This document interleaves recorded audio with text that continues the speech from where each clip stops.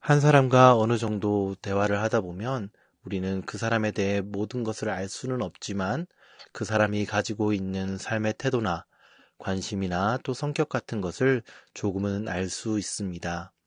왜냐하면 그 대화 속에 쓰이는 그 사람의 단어나 말투, 그리고 대화의 주제는 그 사람이 평소에 생각하는 것들과 삶의 태도, 또 그 사람이 관심 가지고 있는 것을 의식 안에서나 혹은 무의식 중에 담아내기 때문입니다. 오늘 본문 말씀은 그레타 섬에서 사역하고 있는 디도를 위해 쓴 바울의 편지입니다. 대화 속에서 대화 상대를 알 수 있듯 오늘 본문 말씀인 바울이 쓴 편지 속에 그가 한 말을 통해 우리는 바울의 생각과 삶의 태도를 조금은 엿볼 수 있을 것입니다. 디도서의 수신자 디도는 바울의 동역자로 바울이 선교여행 중 그레타 섬 교회를 위해 남겨둔 사람입니다. 그레타 섬은 여러모로 참 어려운 목회지였습니다. 그 지역에는 돈에 따라 움직이는 용병 일을 하는 사람이 많았기에 물질적인 탐욕으로 움직이는 이들이 그들 중에는 참 많았고, 그레티쪼라는 거짓말하다라는 그리스어 어원이 그레타인에서 왔다고 할 정도로 도덕적인 해이가 그 문화 가운데 자리 잡고 있었습니다. 그리고 이들 중에는 성적으로 타락하고 인간적인 모습을 보여주는 그리스 신들의 이미지를 하나님과 예수 그리스도에 투영하고 있는 사람들도 많았습니다. 그와 함께 우리가 갈라디아에서 살펴보았던 할례와 율법을 지켜야 한다는 유대인들도 그리스 사람 헬라인이었던 디도의 목회 사역에 걸림돌이 되고 있었습니다.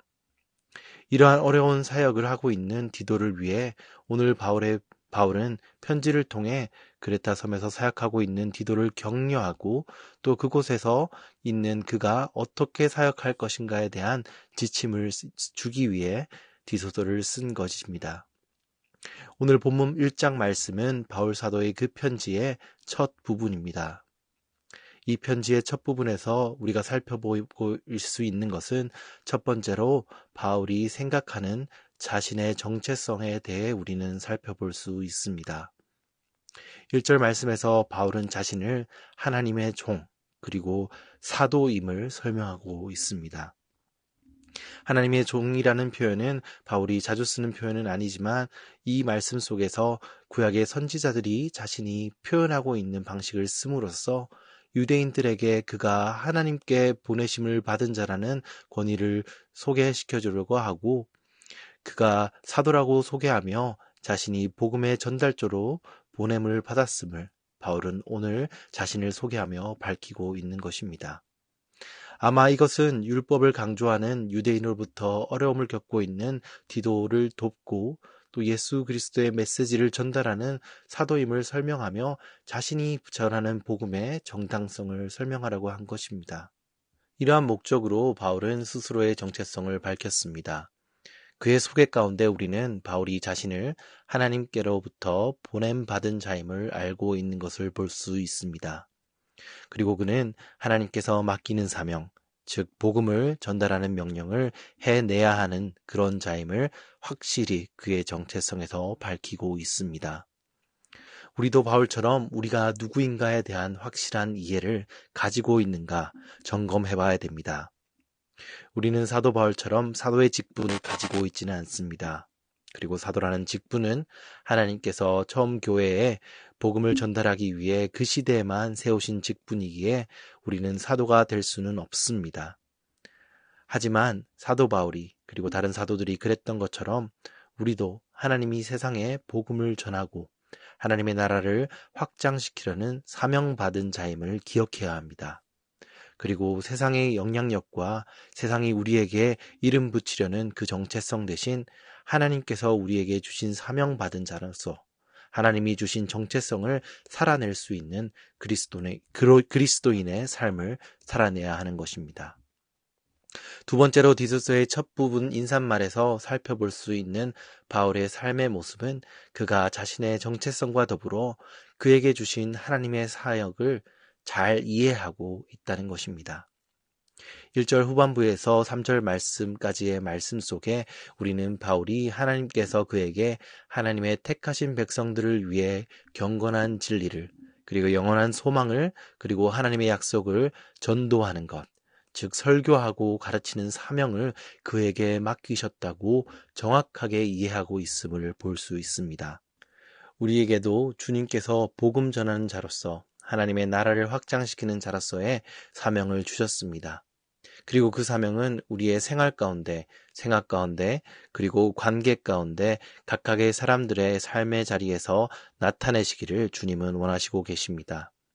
오늘 바울이 그의 사명을 정확하게 알고 있었던 것처럼 우리도 하나님의 사명을 알고 우리 삶 속에서 살아낼 수 있는 사람이 되시길 주님의 이름으로 소망합니다. 마지막으로 우리는 바울이 그의 정체성과 그의 사명이 그의 동력자 되는 디도와의 관계 안에서도 녹여져 있었음을 볼 수 있습니다. 바울은 디도를 믿음으로 참 아들 된 디도에게 편지한다고 말씀하고 있습니다. 이는 그가 하나님의 복음을 디도에게 전하였고 그가 복음을 통해 예수 그리스도를 믿고 이제는 복음 가운데 성장하여 그의 동력자가 되었다는 것을 말하고 있는 것입니다. 그 다음 바울은 디도에게 하나님과 예수님의 평강과 은혜를 축원하고 있습니다. 사역만이 하나님의 일이라고 생각하고 그 속에만 복음이 있는 것이 아닌 동력자의 관계 가운데 복음과 예수 그리스도의 은혜와 평강이 자리 잡고 있다는 것을 오늘 본문 말씀 4절에서 우리는 살펴볼 수 있습니다. 우리는 얼마나 우리 공동체 안에서 또 서로의 관계 가운데서 그리스도의 복음과 그 은혜를 녹여내고 있습니까? 인터넷에서 본 한 장로님의 고백이 생각납니다. 하루는 그 장로님이 믿음 생활을 같이 했던 자신의 친구들을 만나고 집에 돌아와 생각을 해보니 그날 친구들과 보낸 시간 가운데 한 번도 예수님에 대해, 복음에 대해 이야기하지 않았다는 것을 깨달았고 반성했다는 고백이었습니다. 우리도 마찬가지입니다. 과연 우리 일상생활 속에 인간관계 가운데, 생활 가운데 복음이, 하나님의 은혜가 얼마나 중심에 자리 잡고 있습니까? 우리 믿음 공동체의 교제 중심 가운데 하나님의 복음과 은혜가 얼마나 큰 부분을 차지하고 있는가 오늘 말씀을 통해 돌아볼 수 있었으면 합니다. 바울의 짧은 인사 가운데 우리는 복음이 그리고 하나님께서 그에게 맡기신 그의 사명이 그의 삶과 관계의 중심에서 자리 잡고 있었다는 것을 볼 수 있었습니다. 우리의 삶 속에서 바울처럼 하나님의 복음과 우리 각자의 자리에서 맡기신 하나님의 사명이 우리 마음 가운데, 우리의 삶 가운데, 우리의 관계 가운데 있기를 주님의 이름으로 축원드립니다.